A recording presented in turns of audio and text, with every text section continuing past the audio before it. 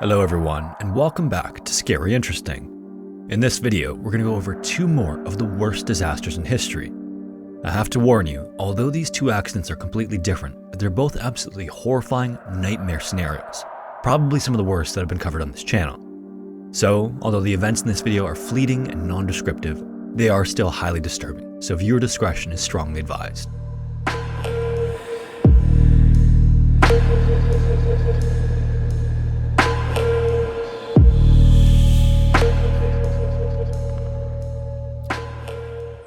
Located in Orkney, South Africa, the Val Reefs mine is a complex set of underground shafts and tunnels, extensive in both length and depth. The deepest shaft drops almost a mile and a half, or 2.3 kilometers into the earth, and it's busy almost around the clock. This is because it's one of the richest gold mines in all of Africa, and in 1994 alone, miners there produced more than 155,000 pounds of gold, worth $845 million at the time. Such a large and prosperous mine obviously needed to employ a lot of miners, but this was a complicated issue in the mid-1990s. South Africa had only been out from under apartheid for 4 years in 1995, and change had been close to non-existent. On paper, apartheid was sold to South Africans as a prosperous social system that would benefit all, but in practice it served to keep some of the segments of the population in destitution, while the best of everything was reserved for the ruling class. One of the many benefits of apartheid that this ruling class enjoyed was that the system kept labor cheap. For mine owners raking in millions of dollars a year in gold, this both maximized their profits and reduced the responsibility to provide safe working conditions, since the lower classes weren't considered as valuable. And the company that owned the Val Reefs mine was no different. Located southwest of the capital of Johannesburg, the Val Reefs mine was central to the economy of Orkney and played a massive role in the overall economic prosperity of the entire country. It was formerly a country known for stagnation and backward economic progress, but then the discovery of massive gold deposits turned South Africa into the richest country on the continent. Yet simultaneously, mines were filled with poor miners who started out earning the equivalent of only $125 a month. In fact, at the time, the most a miner could ever hope to earn was around $500 a month. In addition, between 1909 and 1994, more than 69,000 of the lower-class miners died in mining incidents, and more than 1 million injuries were reported in that time too. It's often said that safety standards are written in blood, meaning it takes a significant loss to effect change, and unfortunately, there was plenty of it to write with at Val Reefs mine in May of 1995. On the night of May 10th, a shift change was underway, and with its considerable size, this was an equally challenging task. To make it as efficient as possible, the mine had double-decker elevator cages that transported miners into and out of the mine. However, despite them being about 10 feet or 3 meters tall, the cages were always filled beyond capacity. At around 10:30 p.m., the elevator cage was summoned to the 6,900-foot level, or about 2,100 meters underground, and the workers crammed themselves into the elevator until it held a total of 104 miners. The trip to the surface took a few minutes, and the exhausted miners chatted as the elevator climbed up shaft 2. Around a third of the way up, a loud crash was heard above them, causing those on the top tier to look up through the cage to see what caused it, but they never even had time to process what they saw. On the surface, a train with one car attached jumped a track, and when it did, it fell directly into shaft 2. This 12-ton train then ripped the elevator's conveyor system from its foundation, and the car carrying the miners plummeted. What the miners inside experienced next was a total freefall of around a third of a mile or half a kilometer as the elevator raced out of control to the bottom, with the train following closely behind.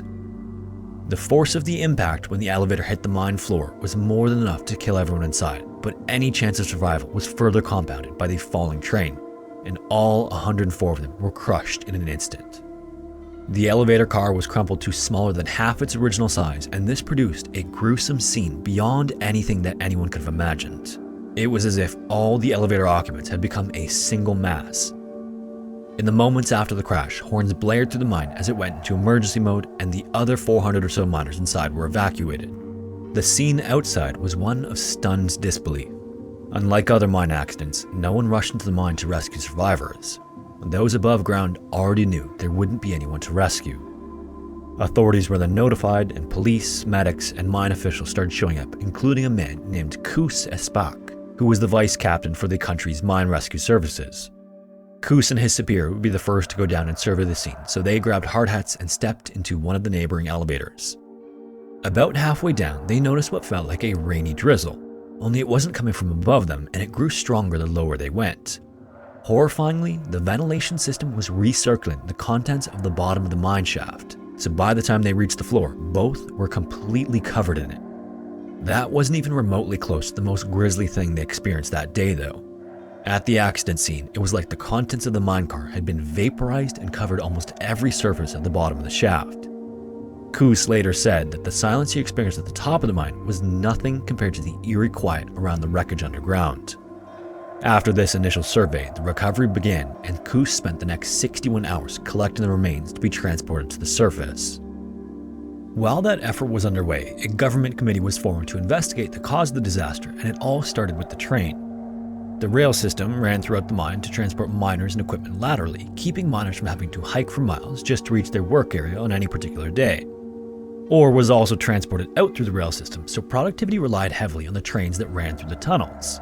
The investigation needed to figure out how one could have jumped the tracks. Initially, that was uncertain since the train's engineer was too traumatized in the immediate aftermath to speak to authorities. Later though, it was determined that it was parked near the top of shaft 2 when a faulty circuit caused it to take off suddenly and crash through a steel barrier set up to prevent smaller equipment from falling down the shaft. The train's engineer survived and was on the train when it derailed, but he managed to jump from it before it fell into shaft 2. However, this never should have happened in the first place. Since the train had a dead man switch, it should have stopped immediately. A dead man switch is a redundancy built into trains to account for if the engineer became incapacitated in any way. In general terms, a dead man switch is a pedal, button, or lever that needs to remain pressed for something to operate. If the pressure on that switch is released, operation either comes to a complete and immediate halt or is returned to an idle state. For rail systems, this is crucial for preventing runaway trains. So once the train took off unexpectedly, there was no chance to keep it out of shaft 2. The inquiry also determined that the elevator's detaching hook contributed significantly to the horrific accident. A detaching hook is what holds the elevator cable to the elevator car. Since there are a variety of cars that can be attached to the cable, depending on any given need at the time, switching those out had to be fast. Unclipping the hook from one car and attaching it to the next was a simple process, but it was this same convenience that created a vulnerability in the system. When the train collided with the elevator's conveyor system that moves it up and down the shaft, it caused the detaching hook to open, releasing the elevator car into free fall. The inquiry believed that if the detaching hook hadn't opened, the cable should have had the strength and elasticity to absorb the impact of the heavy train and keep the elevator suspended.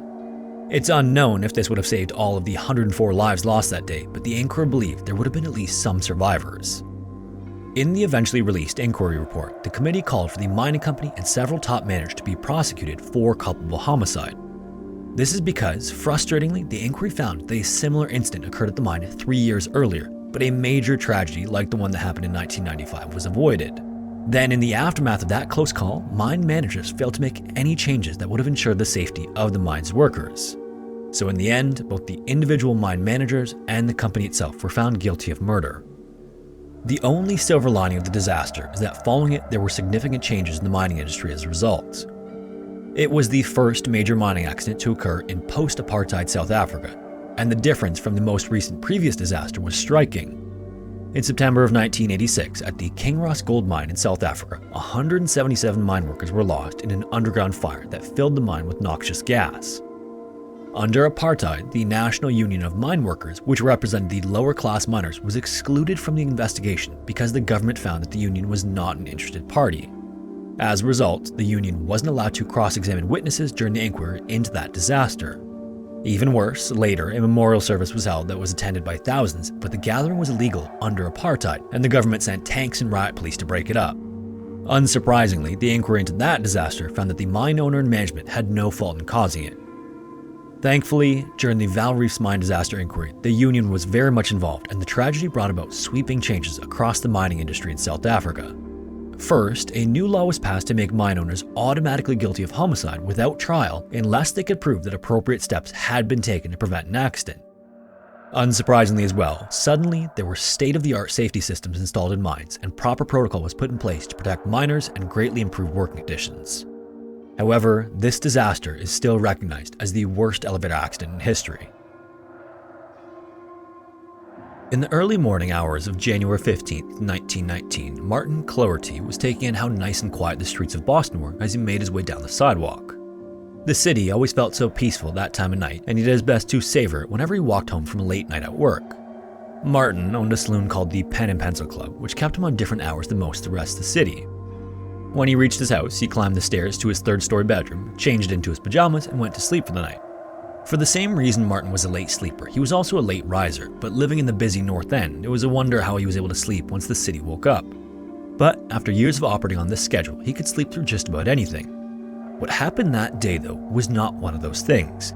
A loud, sudden noise drowned out the everyday street noise, jarring Martin from his last bit of sleep. He then sat upright in bed, just in time to watch as his entire house crumbled around him. Boston's North End in the early 20th century was a melting pot as immigrants from all over Europe took the long ride across the Atlantic to America. Initially, it was made up of mostly Irish and Jewish settlements, but the area saw an influx of Italian immigrants in the early 1900s, and by 1919, the Italian population in the North End doubled to nearly 37,000. Italian businesses offering a variety of goods and services opened up, taking what was once a rundown slum and turning it into a thriving section of town, and everything from butchers to barbers to bakeries lined the streets. Sharing the neighborhood with these stores was a large corporation called United States Industrial Alcohol, or USIA, and business was booming.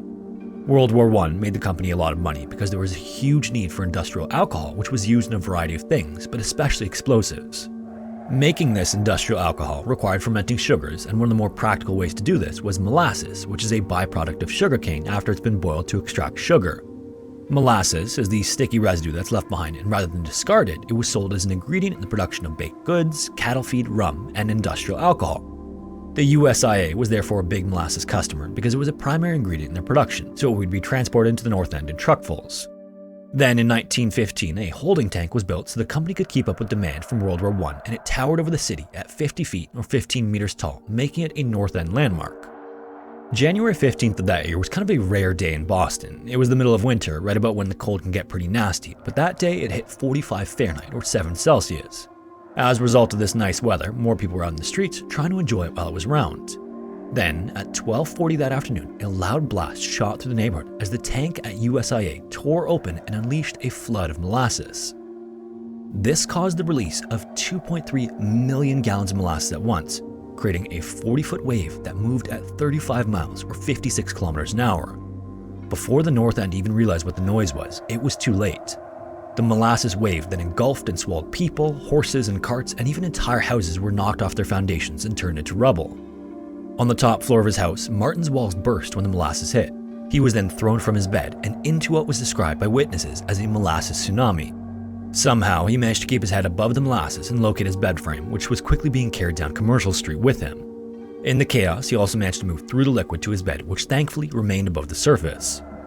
The molasses wave then continued to spread out as it advanced down the street, reaching 160 feet or 49 meters across. When the wave smashed into the nearby elevated train tracks, it destroyed the steel supports and not only destroyed the tracks, but it actually derailed a passing train. At the nearby Engine 31 firehouse, firefighters were sitting around a table playing cards when the entire station was hit by the wave. The force then caused the second floor to completely collapse into the first, where the card game was going on. In another area, when the tank burst open, 3 children were in the vicinity gathering firewood as part of their chores, and all 3 were consumed and taken by the wave. This entire ordeal lasted less than a minute as the molasses slowed, but when it was over, it had spread half a mile, covering everything in its path with sludge. Most of the North End was buried under waist-deep molasses, and as it settled, bumps could be seen all over the surface, which were the people and horses trapped below. Horrifyingly, some of these bumps were moving as those still alive desperately tried to get to their feet so they could breathe again. Almost immediately following the tank bursting, emergency services were on the scene, and many survivors began helping to save others still trapped. Rescuers did their best to push through the molasses, which was already difficult enough, but things only got more complicated that afternoon. The rare, mild winter weather turned and temperatures plummeted. As they did, the molasses started to harden and survivors were getting more difficult to pull from the muck. Back at the firehouse, most of the firefighters were swept away on impact, firehouse and all, but those who were playing cards survived the initial flood but were now trapped under the rubble. After the wave stopped moving, rescuers worked to clear debris and cut through layers of broken floorboards to free them, but tragically, one of the firefighters couldn't hang on anymore and drowned in the molasses. Just outside the tank, the 3 children collecting firewood were slammed by the molasses wave when it was at its most forceful. Sadly, one was trapped under the molasses for too long, another was hit and killed by a derailed train car, and the final survived, but not unscathed. The wave rushed down the street with him stuck in the fastest part of it when his head collided with a light post. He then suffered a severe brain injury and was never the same after that day. Elsewhere, Martin rode out the wave on his bed and used it as a makeshift boat to save his sister, but tragically, his mother and younger brother were not so lucky. When it was all said and done, the disaster claimed 21 lives and injured 150 more. Days passed, and the effort to recover people and clear the streets continued to be a challenge due to the cold weather. Many people even remained missing for days until their bodies could be pulled from the hard molasses. For one man, it would be 4 months before his body could be recovered. Before the cleanup had even finished though, people began to look to find out who and what was responsible for the disaster, and much of this was focused on the USIA itself. In fact, 119 lawsuits were filed against the company before it eventually became one large lawsuit. The USIA, however, argued that the destruction of the tank was done by Italian anarchist groups. At the time, this was actually not all that far-fetched. That type of activity in the city had been increasing, and there were many paranoid North End residents that thought that the next attack could come at any time. Additionally, the company was contacted by an unidentified man who said he was going to destroy the tank with dynamite. Understandably, at the same time, many believed the company was just trying to divert attention to anything else but itself. Long after the cleanup had finished, the massive lawsuit that followed the disaster moved at an incredibly slow pace. Closing arguments alone took 11 weeks, and the proceedings were so extensive that 20,000 pages of testimony were taken from around 1,000 witnesses, including survivors, rescue workers, explosive experts, and USIA employees.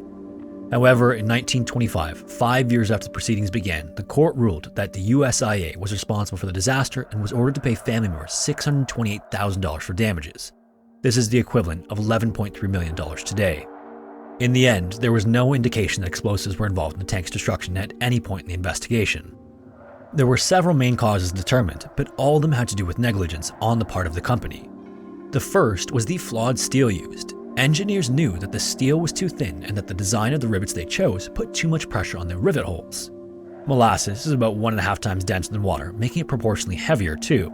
The correct procedure would have been to fill the tank with water when it was done and test for weak spots, but the USIA bypassed that. Over the course of its life, the tank accepted 29 deliveries, but it had only been filled to near capacity on 4 occasions, the last of which was 2 days before the tank burst. And before that, each time it was filled, regardless of how full it was, it would let out metallic groans that could be heard throughout the neighborhood. Apparently, residents eventually noticed that the steel started growing at any time of the day, whether it was being filled or not. Beyond that, it was so notoriously poorly constructed that even the whole North End knew that it was constantly leaking. So much so that children would show up with cups to catch the molasses to snack on. At one point, a laborer even entered the administrative offices with shards of steel in his hand to prove that the tank was struggling to maintain the weight, but the response from the USIA leadership was that there was nothing to be concerned about because the tank was still standing. Apparently, all the company did was paint the tank brown to hide the leaks and cracks. On top of the poor construction, the weather in Boston that day played a big role in the tragedy. Because the steel didn't contain enough manganese, it became brittle when temperatures dropped. The decision to use this metal was made by the USIA because the proper steel would have put the construction and also profits behind by months. For decades after the disaster, the North End would smell distinctly like molasses. Today, at the site of the Great Molasses Flood, a plaque stands as a reminder of one of Boston's worst disasters. If you made it this far, thanks so much for watching. If you have a story suggestion, feel free to submit it to the form found in the description, and hopefully I will see you in the next one.